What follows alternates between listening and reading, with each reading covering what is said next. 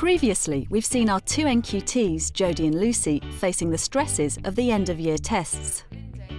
For both, the tests went well, but the pressure isn't over yet. Now in their final half-term, keeping focus is key. The tests are over, you now need to get to the end of the summer term.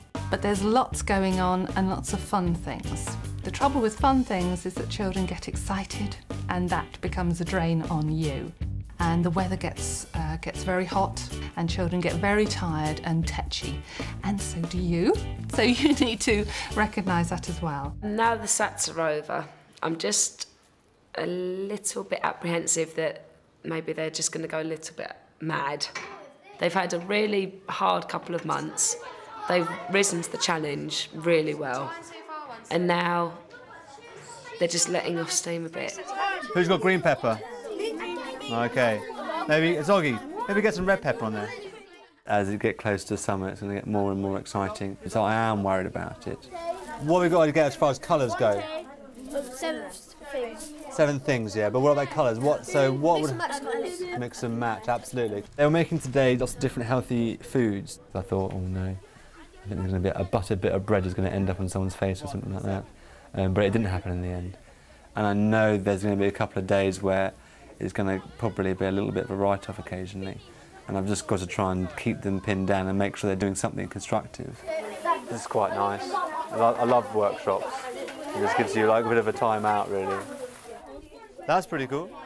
Next September, you're going to be doing something very exciting, very new for you. You're going to be going to secondary school. What I want us to think about this morning are things you are excited about, things you're really looking forward to, and your aspirations. It's going to be a big change for you, and only you can define what happens. Only you can decide how well you take on next year. I want to go to secondary. I need to learn more before I go to secondary school. I was surprised by things that came up in that PHSE session about the secondary transfer. You know, I was really interested when I brainstormed with them. They said things like peer pressure and not having the right attitude and all that sort of stuff, which I just think is really good, that they're already thinking how it's going to affect them and choices and decisions they're going to have to make. What about like the building and stuff like that? Are you worried about that?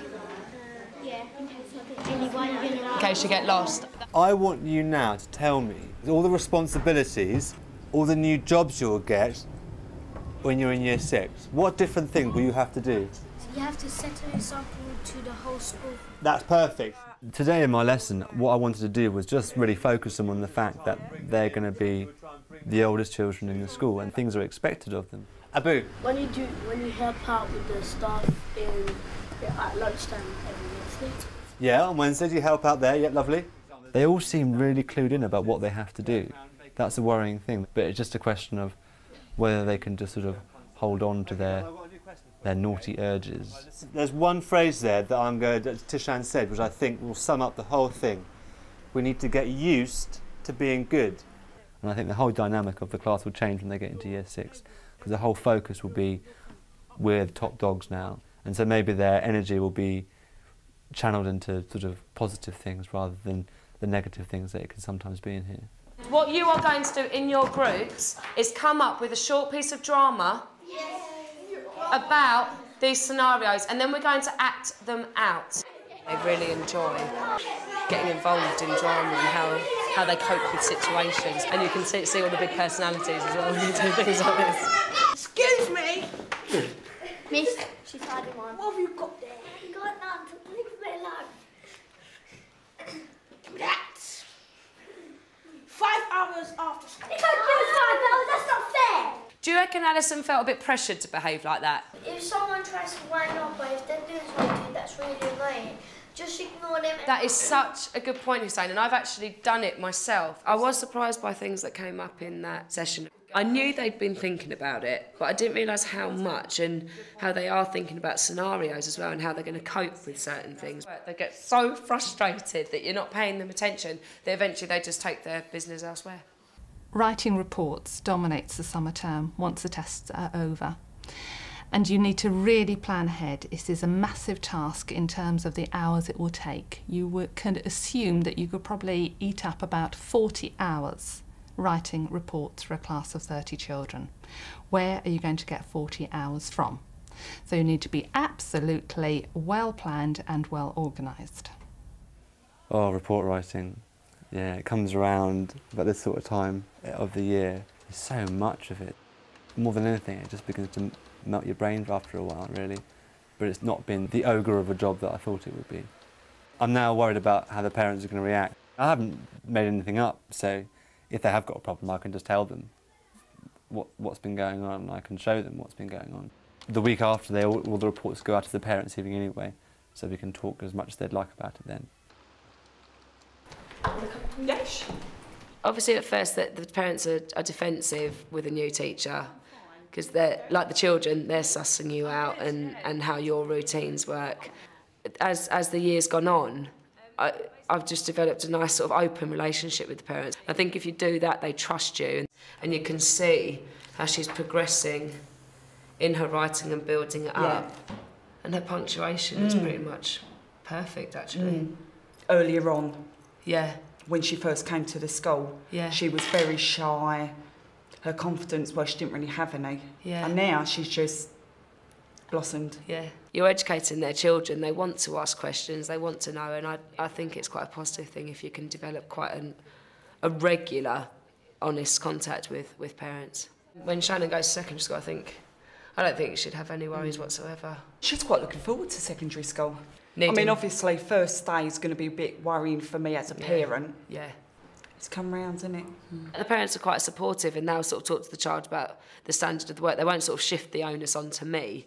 They'll sort of say, well, you know, my child now needs to take responsibility to move, especially by year 6, you know, they can sort of take it on and move it on themselves. Parents of Year 6 children, or any children who are moving to another school, will be very anxious at this time.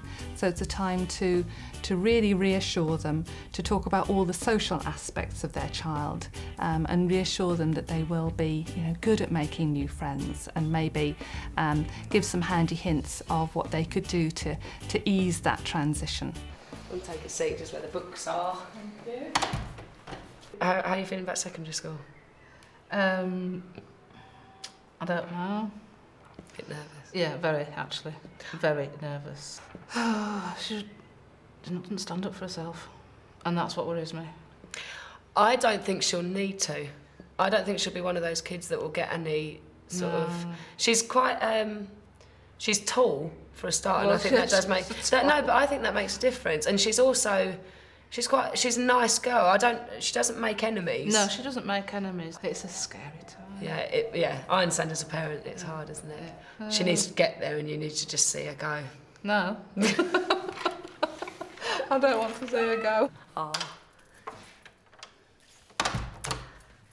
It's nice to have the parents' evening over. I was a bit nervous about that. I was a bit nervous about talking to them because that's the point where you have to really look, have they progressed over the year? But luckily, their book showed that they did, which is a bit of a relief. It is nice when you talk to parents, you sort of go, oh yeah, they've done good, and it makes me feel like I've succeeded, which is nice. It's a nice feeling. Bonjour la classe. Bonjour. Ça va? Oui, ça va. When I did my teacher training, I did a modern foreign language specialism. I've been given a coordinator's position next year. I'm sort of being moved on a bit quicker and hopefully sort of putting myself forward for more sort of management responsibility throughout the school. Je m'appelle Daniel. Oh la la, c'est très bon. Au revoir. Shake my hand, please. Thank you very much. Shake my hand, please. I want to sort of go for the advanced skills teacher programme, which, if I keep verbal and keep pushing myself forward, I can move into myself anyway. Je m'appelle Hussein. Can you put your hands up in the air? And I want you on your tiptoes to reach as far and high as you can. I would like to become a PE coordinator. Being able to sort of bring the good things that sport can out into children is really, really good. And I think children here really do benefit from it as well, in team sports and learning how to win well, learning how to lose well. Many teachers coordinate a subject or help coordinate a subject in their second year. Speak to the present coordinator, get all their folders and get a picture of what has been achieved within that subject and what needs to be achieved within the next year and onwards. That's interesting. I'm interested you said that as well. Next year I'll have Year 6 again, which will be brilliant because I get to consolidate this year. Already I look back and think, oh, I'll never do that like that again. And I'm really excited now. It's doing it all again next year and doing it better. I'm feeling excited about the class next year. It's just I know that I can concentrate so much more on actually my teaching rather than my behaviour management. I'm also looking forward to taking the work that I've done this year for my class now and just changing it, take a lot more risks with them. And that's really what I'm looking forward to. Don't forget that there is the third term assessment form to be completed. It doesn't require any writing, so there's no reason for any delay, but it does require the signatures of the head, the induction tutor and the newly qualified teacher. And you might want to be on people's case to make sure that that is actually done and sent off to the local authority, appropriate body, well before the end of term. I've been beckoned to the head's office. I'm not sure what it's going to be about. I think it might be about like the induction year and how it's gone. I feel like I sort of had a lot of challenges in the first term, those sort of obvious challenges when you first sort of start off teaching. You have faced some challenges, but you've met those challenges in terms of behaviour from some of the children, meeting their learning needs and in particular building their self-confidence. And I think that's one of your particular strengths. I've really enjoyed my induction year, in as much as you can as an NQT, but I've really enjoyed it. I felt really supported. It's very successful. You've had a fantastic year and got really good groundings for next year and for your professional development. I think it's been a very tough year, and I think it's been excellent and great, to be quite honest. I think I've made mistakes and had a few problems, but I've also had a lot more successes. I've learned how to take a situation, be it with a parent, a member of staff, or a child, and how to deal with the situation in a professional and hopefully a successful way. What I've been pleased about is that you've listened to the advice that people have given and you've asked for advice and taken it on board. Yeah. And your practice has improved. One of the things that you need to do is to tighten up on your organisation and make sure that you know your own routines and the systems and the structures that you're going to have for your next class. Yeah. The recommendations that I will be giving to the authority is that you've passed. So congratulations. Thank you very much. I want to give you a kiss now. And I want to cry. They'll know I'm sad to see them go, but I don't want them to know I'm upset because I don't want them to feel like it's the end of something, because it's not. It's the beginning of something brilliant for them. It's just that they're my first class. I'll really remember these guys because they've taught me loads about myself and about sort of learning this year. It'd be like losing your sort of group of friends that you sort of see every day. But I guess that's part of the job, isn't it? That's what you've got to do. It's quite sad, really. Good afternoon, Year 5. Good afternoon, Mr. Todd. I'll never forget this class, just because A, they're my first class, and B, I think it's going to be a long time before I meet a class like this again. If anyone wants to give me something from their kebab, feel free. And it has taught me so much, and it's left me in really good stead. No, I've got a bit of pineapple they want to give me. I'm just not scared of only classes now, because I've dealt with these guys, and I've done okay. So I will never forget them.